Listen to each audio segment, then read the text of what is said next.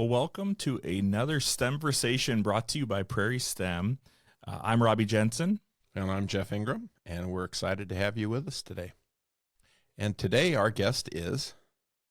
Hi, my name is Kimberly Ingraham-Beck. I am the Director of Esports at Prairie STEM. I am also a computer science teacher for Gretna Public Schools, currently teaching at Gretna High School and Gretna East High School.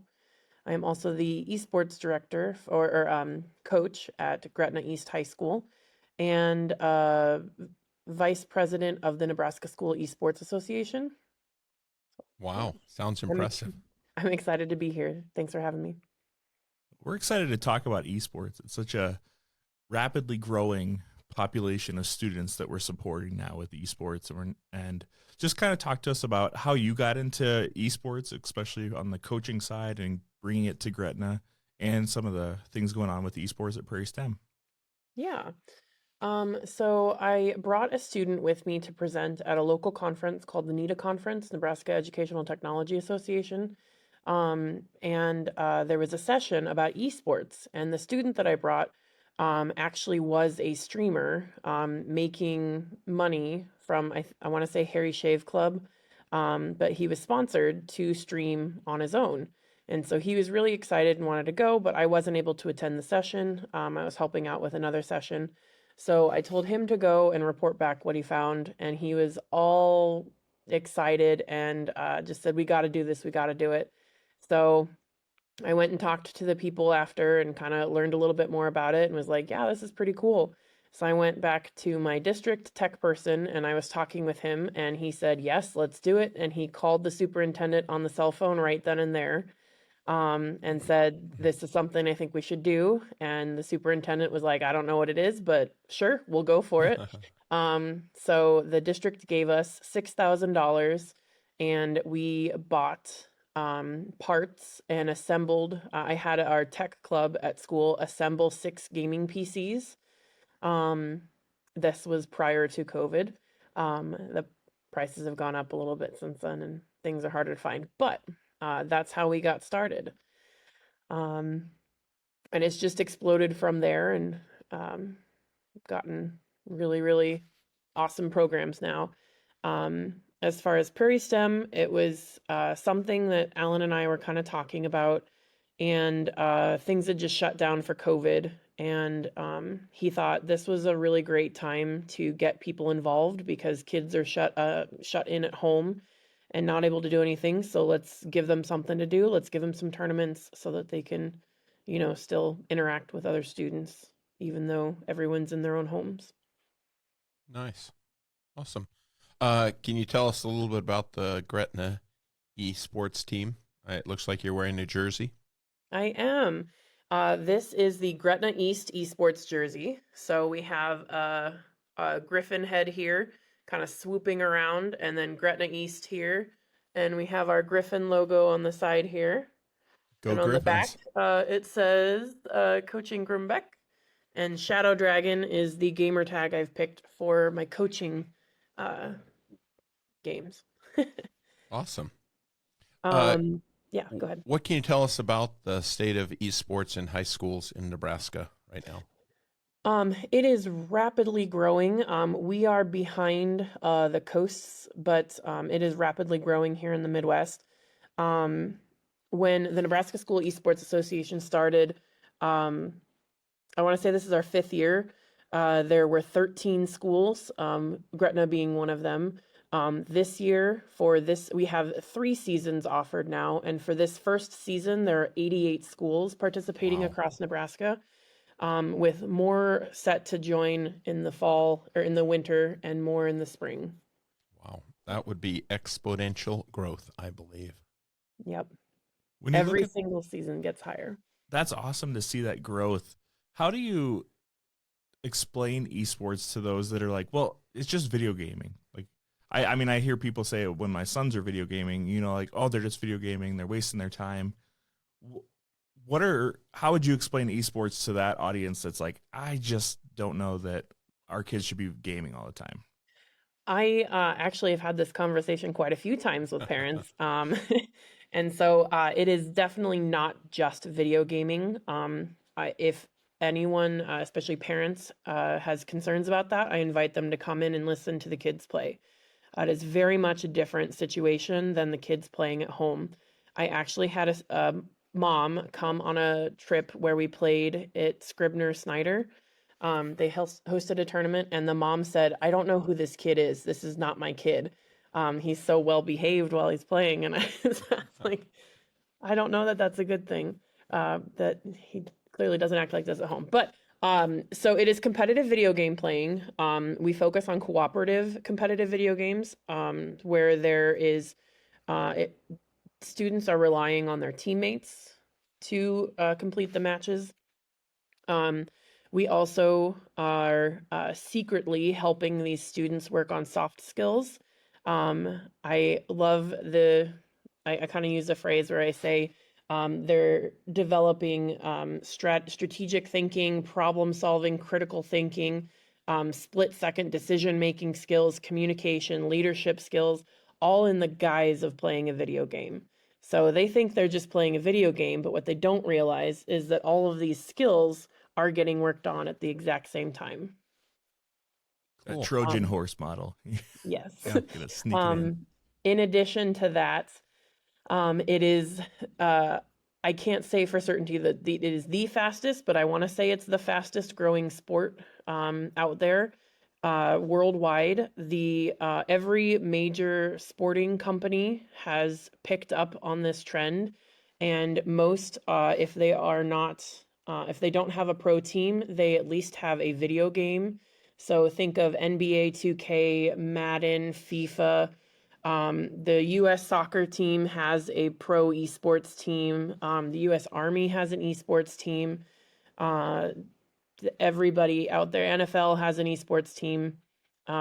They're catching on that this is where this generation is right now. So they're trying to hop on board.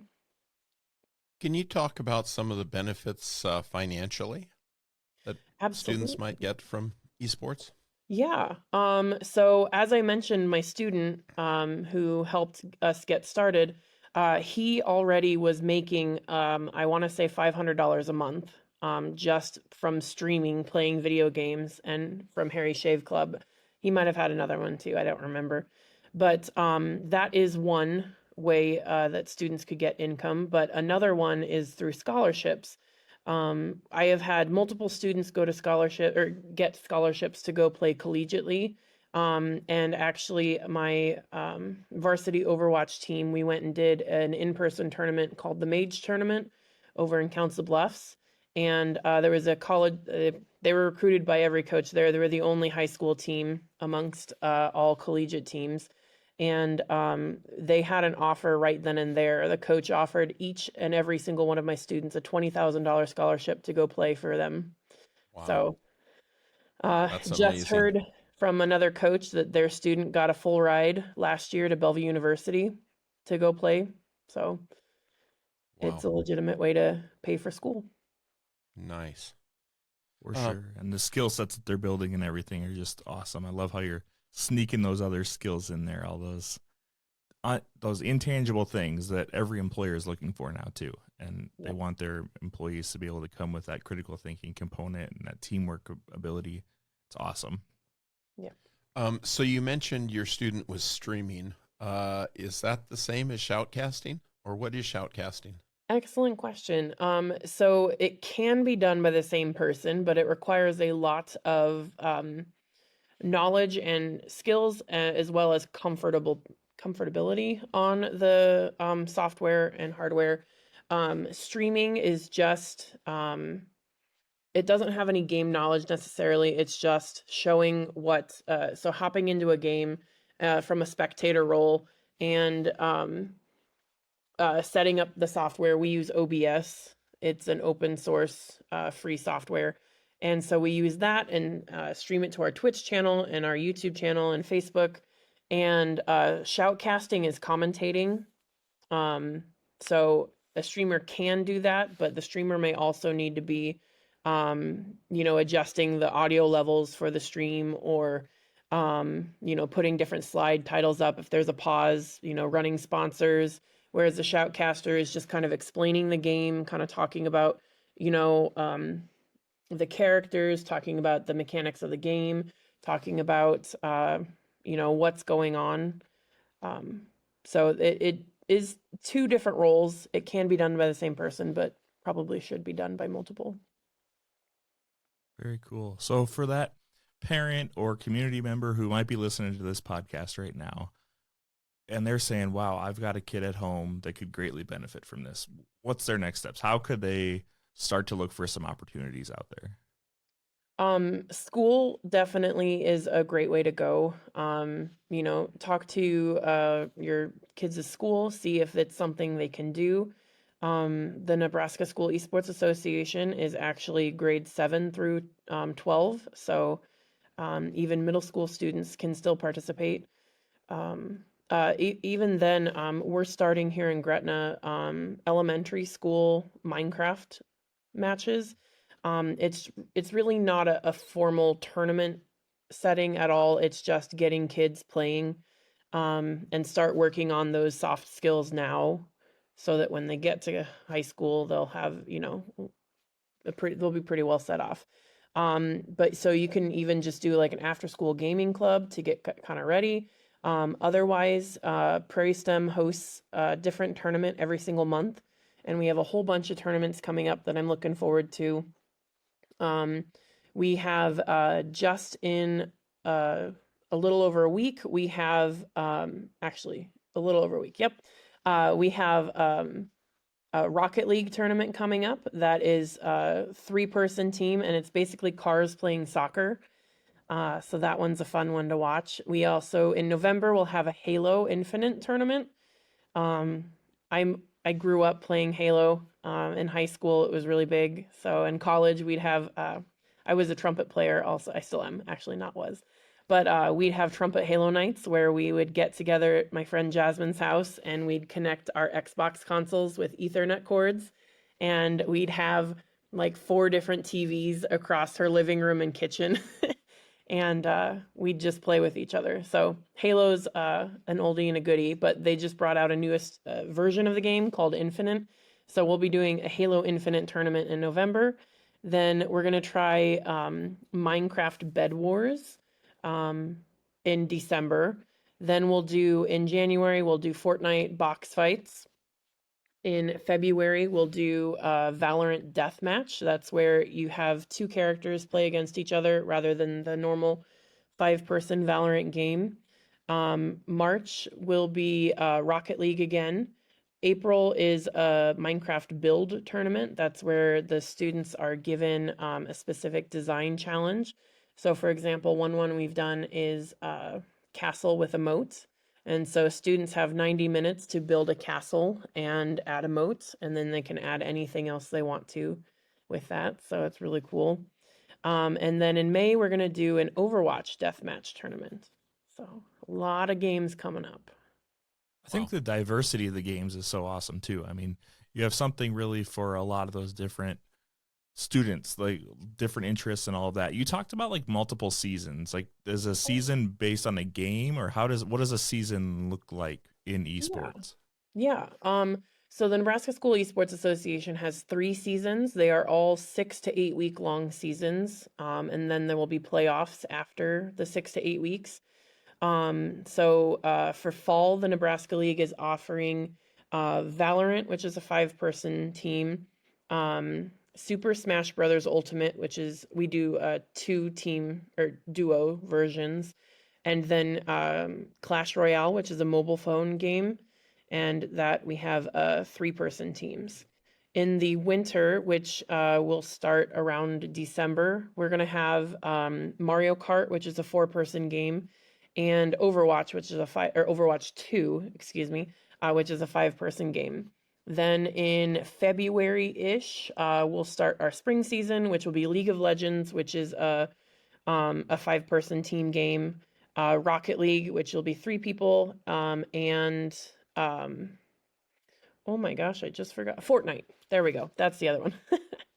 That's a new one we added this year. So Cool. So awesome. It's great to hear all those different things that are out there available for our students. Some of them who traditionally wouldn't have a sport or an activity that they'd be as interested in school. And now they can hop to this opportunity now to get into esports? Definitely. So, The very first season, I had a kid who came up to me and said, esports is the reason I'm here every day. And prior to being, having esports at the school, his attendance was very spotty. Grades were not great, but esports was the reason he was coming to school. So, yeah. nice. Awesome. Can you tell us if a parent is listening to this and they want to find out more, how can they find out more either about the Prairie STEM esports tournaments or about the Nebraska Esports Association, or how to get involved that way? Yeah. So prairiestem.org, we have an esports tab that you can go find all of our activities and sign up for them there. All of our activities are free. All of our monthly tournaments are free. And some of our tournaments are what we call gaming for good, where the top teams get to select a charity of their choice, and then Prairie STEM will make a donation on behalf of that team to the charity of their choice. So it's a nice way for kids to give back too. I forgot to mention that earlier. For the Nebraska School Esports Association, the website I believe is Nebraska HSesports.com. I need to double check that. I apologize. I am not 100% certain. Yeah, NebraskaHSesports.com. Okay, nice. Fantastic. Well, Well, Kim, we appreciate you taking part of your plan time today to connect in with us and share about this awesome opportunity that we know it's growing in Nebraska, but we are so excited to see it just continue to thrive. And thanks for taking some time.